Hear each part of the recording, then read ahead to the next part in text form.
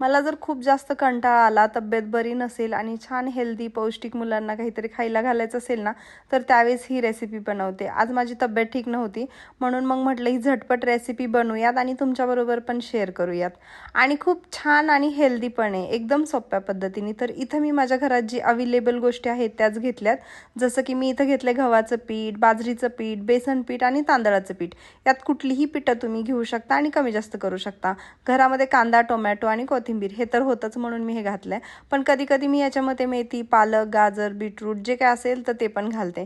याच्यामध्ये चवीनुसार मीठ, हळद, लाल तिखट, धने जिरेची पूड, आलं लसणाची पेस्ट हे सगळं मी ॲड केले. आणि थोडंसं तिखट आहे ना, तर ते आमच्या घरामध्ये आवडतं, म्हणून मी थोडंसं जास्त तिखट घातले. आता याच्यामध्ये छान असं मिक्स करायचं आणि मग पाणी घालायचं. म्हणजे कांदा आहे ना, तर तो पिठामध्ये सगळीकडे असं सेपरेट सेपरेट झाला पाहिजे, म्हणून अगोदर छान मिक्स करून घ्यायचं आणि मग जसं मावेल तसं पाणी घालायचं. आणि बॅटर तुम्ही 2 प्रकारे बनवू शकता. म्हणजे आता मी जे बनवते आहे ना, तर ते थोडंसं थिक बनवते.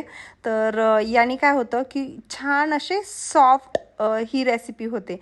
तर रेसिपीचं नाव मला पण नाही माहीत. मी असंच म्हणजे कंटाळा वगैरे आला आणि खूप मूड नसेल, काहीतरी झटपट बनवायचं असेल, तर त्यावेळेस ही रेसिपी ट्राय करत असते.